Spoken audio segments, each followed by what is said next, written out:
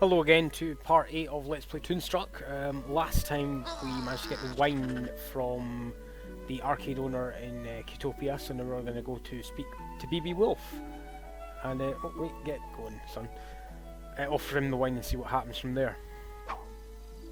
So, sup BB? Hello, fiend. Greetings and salutations. I don't trust this guy.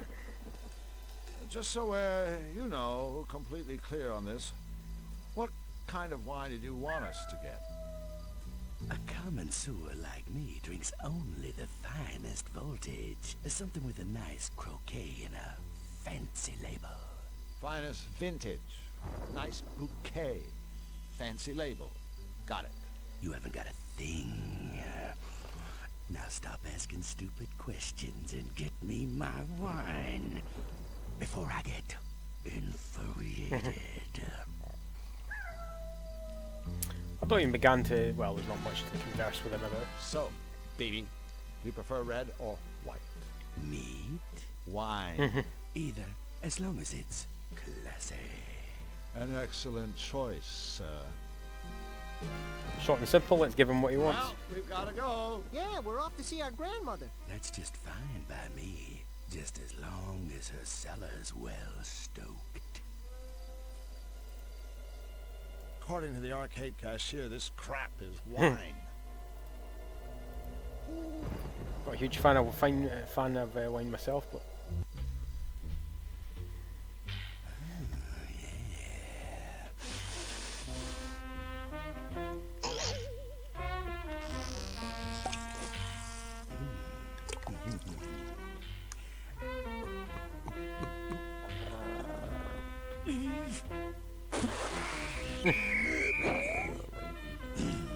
uh-oh.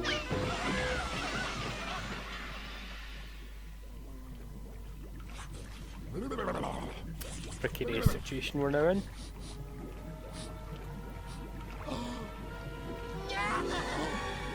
Well, I love Christopher like that.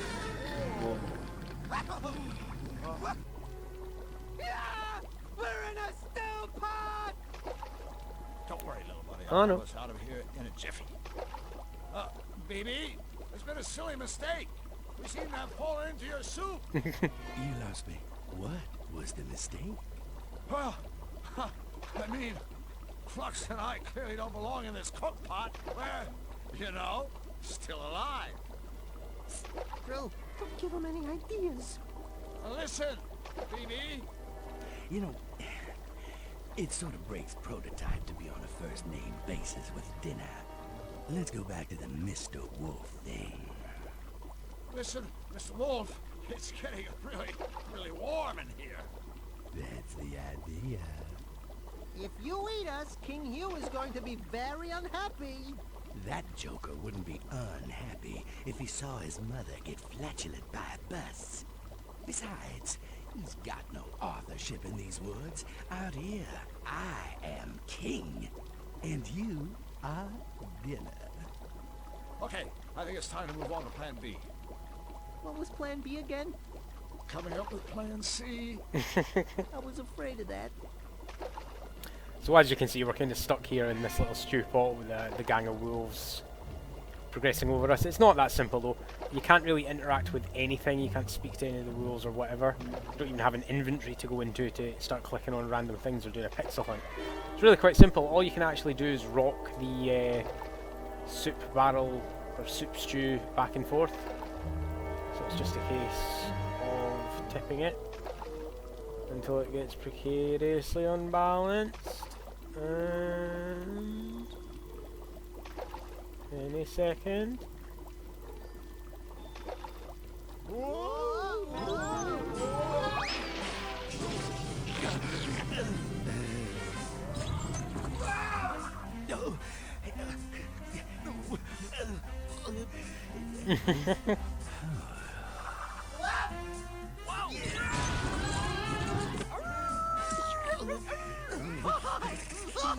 Get out of the way! Get...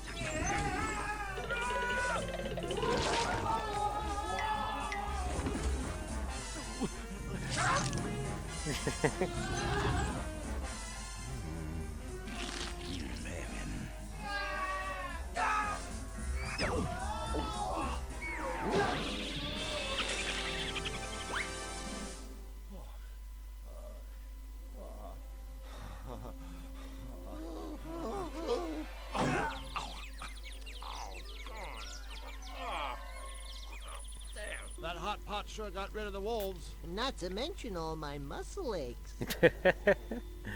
Right, we can now interact with a couple of things that were sitting in the cave, including the roasting spit, which we can actually use right away. There must be a more convenient way to do that. What? Do I put the bread on first? There must be a more convenient way to do that. Well, sure, you cook the... Actually, hang on. It'll burn up if I just toss it into the fire. Oh, I hate how it makes you do this long-winded thing. You have to actually have the spit on the I'll spit just put base, this back where I found it. and then combine the dough with that. That should do it.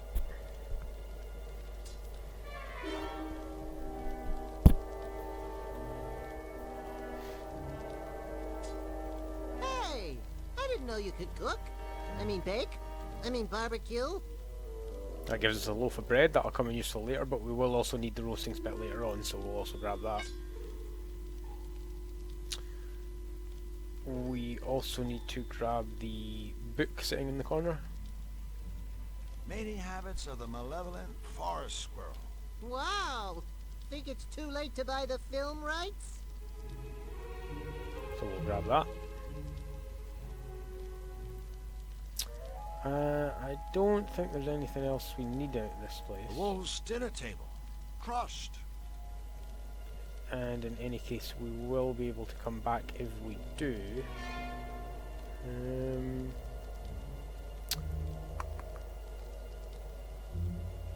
Aha! We also can use the sweet corn on the fire. That was cool. But remember, don't try this at home. That gives us the popcorn that we'll later give to Fluffy Fluffy Bun Bun, but for now, before we go back that way... Oh no, hang on, there's another little story piece now. Ah, trusted henchman. Enter. Come in, Majesty. I need you to take care of a meddler. Another Cutopian? No, this meddler is an alien. And he is not alone. He travels with a Zanian. Oh, don't worry, your monstrousness. We'll get... I never said I was worried. No, of course not, Your Excellency. Sorry. Find them at once and lock them away. Forgive me, Majesty, but for how long? Well, gosh, I don't want to seem unreasonable. So how about forever? Tim Curry's so malevolent.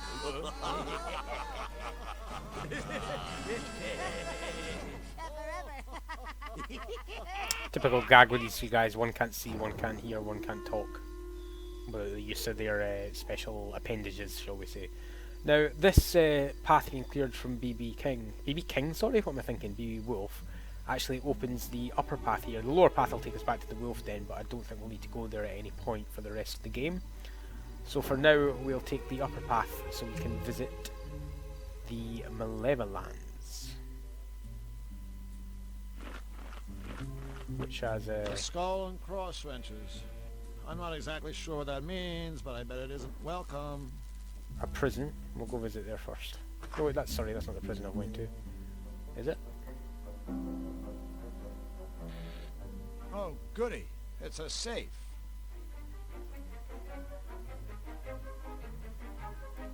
Now we have to do this sliding block puzzle. I absolutely hate these. Oh god, this could take a while.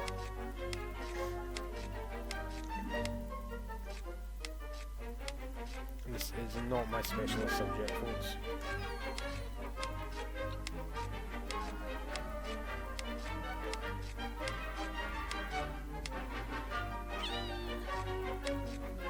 I might do this off video on another recording because I think I could end up taking a good long time for this one.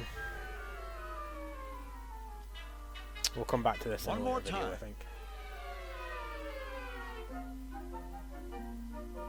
Or actually, no, I could just pause recording now and get it done. Yeah, I'll pause recording now and do it.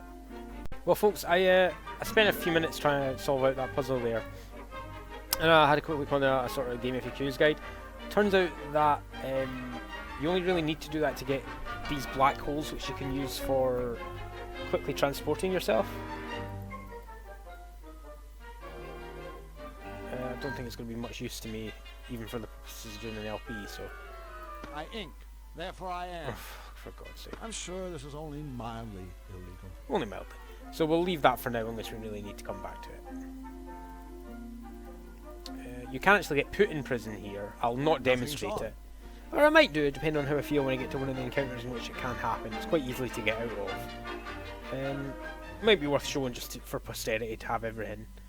But I'll see how I feel when we come to that sort of goal. Over in the distance here, we'll see Nefarious' castle. Nefarious' castle. I wouldn't want to live there. Hey, I bet it's not even a nice place to visit. Now that's a nice little tie-in, folks, to the film Suburban Commando, starring Arnold Schwarzenegger. I've just noticed that there. It also had Christopher Lloyd in it. And the very start of that film has a song... I'd have to look it up to tell you exactly who sung it, or whatnot. In fact, well, we've got to go here. It's got a song called A Nice Place to Live But I Wouldn't Want to Visit. So that's a nice little shout out to that if anyone ever saw Suburban Commando. I'm getting no obvious kind of quick show on Google about who actually sung that. But yeah, well, nice little tie in there. Never noticed that before. Probably haven't seen Suburban Commando when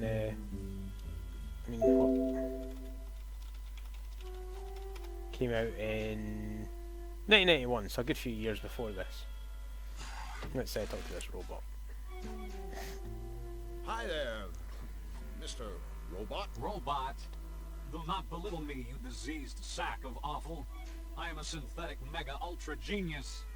That's smug for short, right? Ah, very amusing. Make your cheap acronym-based cracks while you can, pond slime. One day, cybernetic beings like myself will take over the world.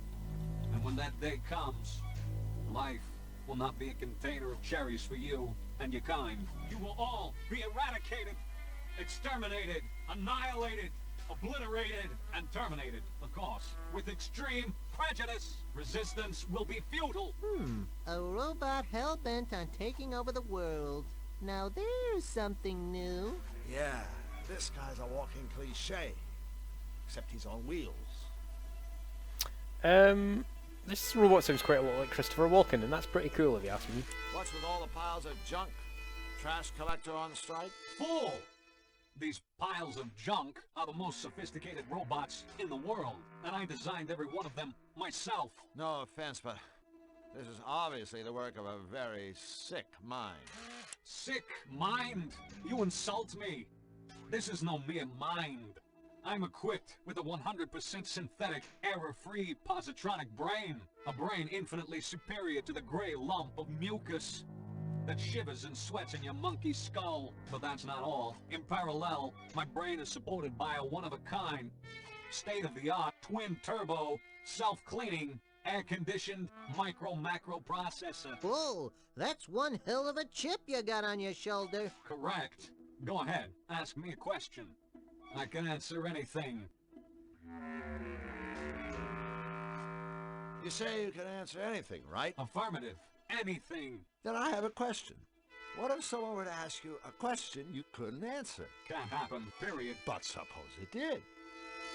I told you, that can't happen. So, you can't answer my question? Fine, if it were to happen, which it can't. I suppose well, first I'd experience excruciating pain as my circuits started to sizzle. Then I'd start to shake uncontrollably as I lost control of even the most basic functions. And finally, my head would hurtle into the air like a rocket, rendering me a useless heap of scrap metal with no more brain power than your average kitchen appliance. Did I mention that this cannot happen? Good thing. That sizzling circuit stuff sounded like it would hurt. Actually, the thought alone caused me considerable discomfort. Allow me to repay you in kind. Ah, that made it all better.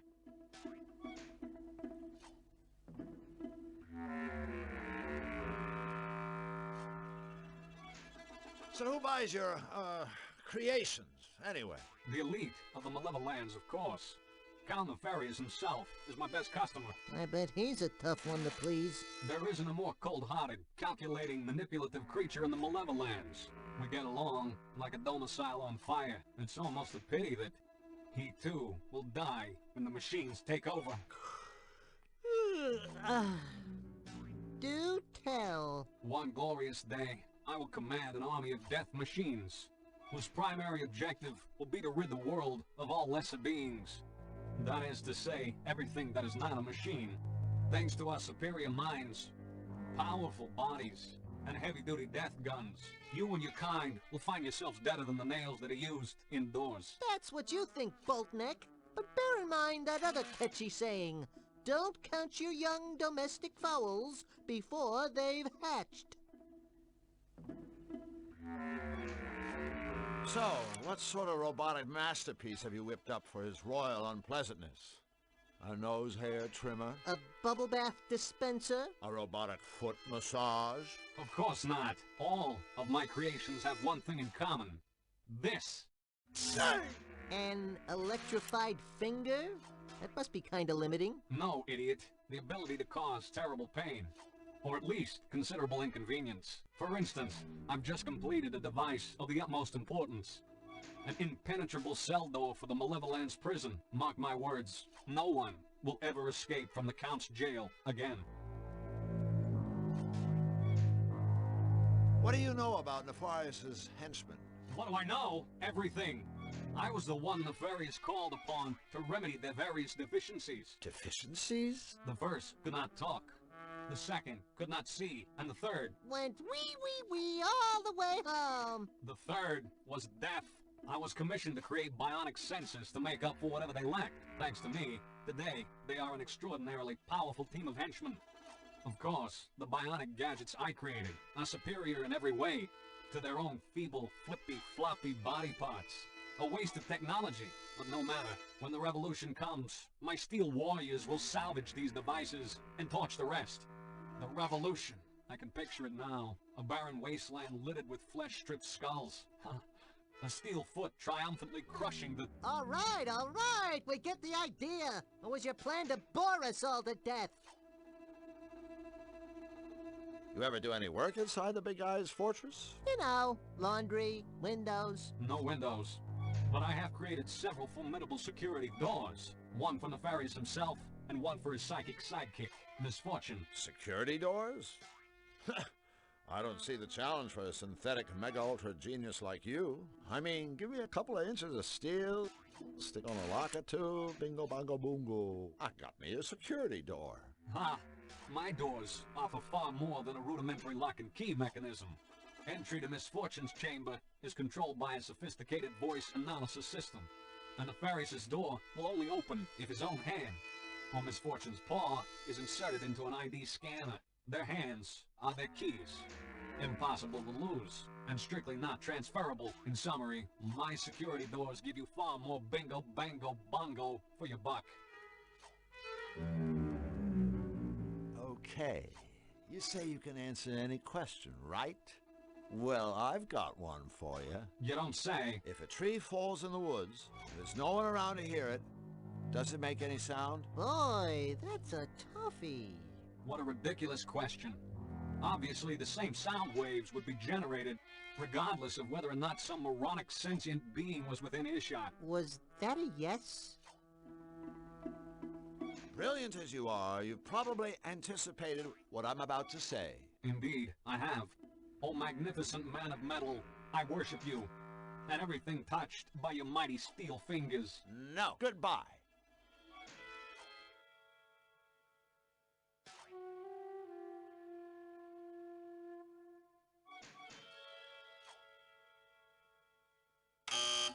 Can I help you? A power plunger.